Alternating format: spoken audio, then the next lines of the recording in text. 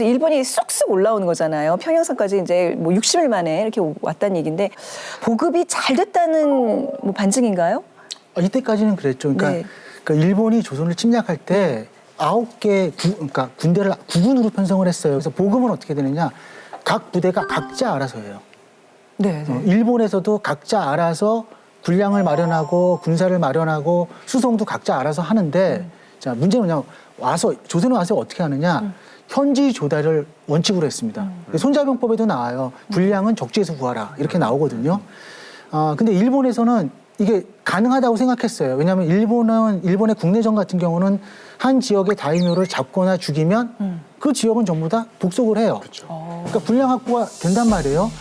이게 일본군의 오판이었던 거예요. 해상과 육로를 통해 물밀듯이 침공해온 왜군. 그들은 점령지에서 약탈로 군량을 마련했고 왜군의 북상 경로는 곧 보급로였다. 하지만 도요토미 히데요시가 예측하지 못한 일이 벌어진다. 한산도 앞바다에서 이순신의 수군이 대승을 거둔 것이다. 이로써 왜군의 해상 보급로가 끊긴다. 이제 남은 것은 육상 보급로. 왜군은 한반도의 좌우와 중앙, 세 방향으로 보급을 받았다. 하지만 왜군의 육로는 한반도 곳곳에서 기습 공격을 당하고 보급로가 차단된다. 그곳에는 조선 의병이 있었다. 아우, 임진왜란 안에서 가장 짜릿한 그런 순간들이 지금 나오고 있습니다. 그러니까 바다에는 이순신, 육지에는 의병들. 복병을 만난 거죠, 일본 그렇죠. 측에서는. 전혀 예상을 못했을 것 같아요. 네. 왔는데 민중이 그러니까. 들고 일어나가지고 군인들과 정말로 수적 열세도 불구하고 목숨을 걸고 싸운다는 거는 아마 왜가 가장 예상하지 못했던 패착이 아니었을까. 네. 굉장히 초기부터 자발적으로 이제 의병들이 활동을 시작을 했고요. 보통 저희가 홍위 장군으로 알고 있는 곽재우가 이제 그 거병을 하면서 뭐 경상, 전라, 충청, 경기, 황해까지 전 국토에서 이제 그 자발적인 병력들이 활동하게 되면서 언제 나타날지도 모르게 계속 그 보급로 자체에 대한 공격들이 이루어질지 모른다는 또 공포가 이제 왜군 사이에 있게 되면서 당시에 그런 얘기가 있었다고 합니까? 부산에서 서울까지 300명 미만으로 병력으로는 가지 말아라. 그러니까 편성해서 평양까지 갈 때는 네네. 500명은 넘겨서 이 보급대를 편성해서 가라는. 그래서 그거보다 규모가 작게 되면 이제 네네. 습격을 당할 수도 있기 때문에 그런 부분들이 사실은 그 보급의 그 규모라든지 이런 것들에 대해서 또 굉장한 제약으로 작용을 했던 부분이 있는 것 같습니다. 의병이 얼마나 무서웠으면. 그러니까 보급에 막 인력 투입을 엄청 했던 거잖아요. 그러니까 그만큼 손실인데, 그렇죠? 근데 이렇게 의병들을 좀 기사를 검색하다 보니까 네. 의병을 네. insurgent fighters라고 얘기를 해놨더라고요. 네. 그 그게 무슨 의병이라고 뜻이에요? 하면은 자발적으로 일어나는 어떻게 voluntary의 느낌이 강한데 네. insurgent라고 하면은 반란의 아. 봉기를 했다는 거거든요. 의병이란 단어가 없나? 영어에? 혹은 왜 반란이라고 했을까? 보통 이제 뭐 레지스탕스라든지 그러면 이제 그거는 맞서 싸운다는 느낌이 좀 있는데 왜 인서전트 파이터스라고 했을까 하면서 의병에 관한 이 의미가 외국에는 많이 없을 수도 있겠다라는 생각을 제가 좀 했거든요. 얼핏 의병이란 개념이 우리나라가 유일하다고 누가 그랬던 것 같은데 그 사실인가요? 제가 보기에는 네.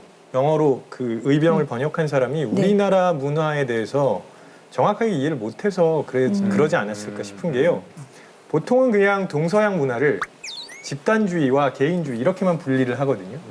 그런데 그건 그 초기 연구자들이 동양 문화를 일본이 대표한다고 착각해서 그렇습니다. 네. 당장 우리나라 사람들은 일본 사람이랑 한국 사람이랑 중국 사람들이랑 얼마나 다른 문화권에서 살고 있는지 잘 알잖아요. 네. 근데 그들은 그 시기에 그런 지식이 없었던 거죠.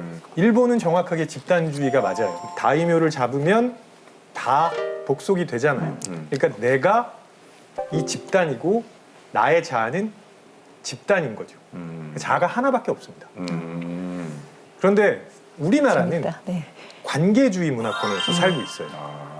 우리 가족도 있고요. 네. 회사에서의 나도 있고 뭐 심지어는 동창회에서의 나도 있고 아주 다양한 관계 속에서 자아라는 걸 가지고 있습니다. 그러니까 자아가 수십 개예요. 그렇기 때문에 나라가 망했다고 해서 나도 거기에 따라서 뭐 항복을 해야 된다거나 혹은 때로는 할복 자살을 해야 된다거나 이런 생각을 하지는 않죠. 지금 일본 왜군이 쳐들어왔으니까 그래서 우리 가족, 우리 친척, 우리 형제 자매들이 죽어 나갈지도 모르는 그런 상황이잖아요. 그러니까 이걸 막아야 되는 겁니다. 그것도 굉장히 중요한 의가 되는 거죠.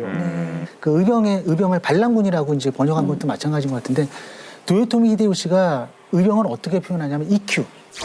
이게 뭐냐 반란군이라는 뜻이거든요. 아, 실제로. 네. 그래서 그러니까 농민 반란군을 EQ라 그래요. 그러니까 히데요시가 의병을 EQ라고 표현을 했기 때문에 아마 그 서양권에서는 그렇게 그 반란군이라는 식으로 번역이 되지 않았을까 저는 한번 생각을 해봤습니다. 네. 진짜 이렇게 국난을 해결하는 네. 뭉치는 이 힘은 네. DNA에 있는 것 같아요. 아니 저는 그 DNA 중에서도 굉장히 특이한 게 왜 예전에 미스터 선샤인이라는 네. 드라마에서 일본의 젊은 장교가 와서 그런 질문을 해요. 임진 때 의병의 자식들이 을미년에 또 의병이 되고 그 을미년의 의병들은 지금 뭐 하고 있나? 결국 독립운동을 하는 거잖아요. 그러니까 약간 콩 심은데 콩 나듯이 이게 뭔가 이렇게 대물림되는? 지금 뭐 이렇게 독립운동 하시던 분들 자손들 뭔가 그런 피가 있듯이 뭔가 그런 우리의 특징이 있는 것 같아요. 그래서 네. 일제강점기 때 조선 총독부에서는 네. 이 의병을 어떻게 규정을 하냐면 아무 희생이 없이 그냥 무작정 행동을 하지 않습니까? 네. 그래서 정치적 목적이 없다. 그다음에 무식한 무리의 난동이다. 이렇게 규정을 합니다. 네. 근데 그 반면에 이제 박은식 선생은 의병이야말로 우리 민족의 국수다. 국성이다. 한 민족의 특장점 그렇게 높이 평가하는 그 외국에서 의병을 보는 것과 네. 우리가 보는 의병은 그렇게 차이가 있는 거죠.